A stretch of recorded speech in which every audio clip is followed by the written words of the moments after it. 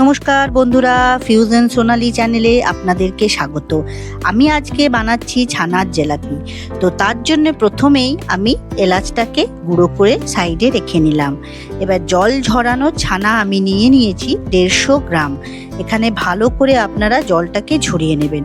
এর মধ্যে আমি 2 চামচ পরিমাণ দিয়ে দিলাম ময়দাতে ছানার মধ্যে বাইন্ডিংটা ভালো আসে।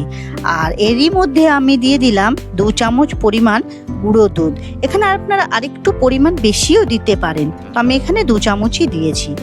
এরপর আমি এখানে 1 চিমটি খাবার সোডা দিয়েছিলাম, সেটা আমি রেকর্ডিং করতে ভুলে গেছি। যাই হোক, এরপর আপনারা ভালো করে এটাকে ডলে মেখে নেবেন যাতে একটাও দানা না থাকে।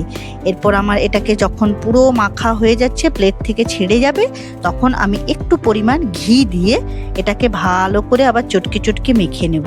ভাজার পরে না এটা খেতে খুবই ভালো লাগে, ঘিয়ের গন্ধটা আসে।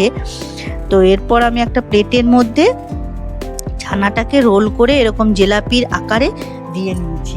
তো আপনাদের প্লেটের মধ্যে যদি চিটে যায়, তখন আপনারা সেক্ষেত্রে একটু ময়দা ছড়িয়ে নিতে পারেন।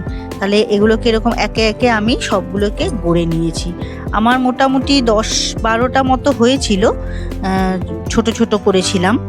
এরপর আমি একটা কড়াই চাপিয়ে 1/2 কাপ পরিমাণ চিনি এবং তার সম পরিমাণ জল দিয়ে আমি এটাকে চিনির একটু রস বানিয়ে নেব।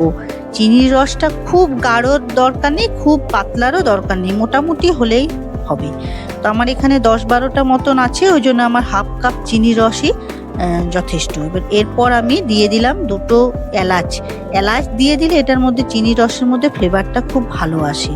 এরপর আমি চিনির রসটা বানানো হয়ে গেলে আমি ওটাকে সাইডে সরিয়ে রাখলাম। এরপর কড়াই তেল চাপিয়ে আমি এই ছানার জিলাপিগুলোকে 2-3 ভাগে হালকা হালকা করে, মানে হালকা আঁচে ব্রাউন করে এগুলোকে ভেজে আমি প্লেটের মধ্যে তুলে নিলাম।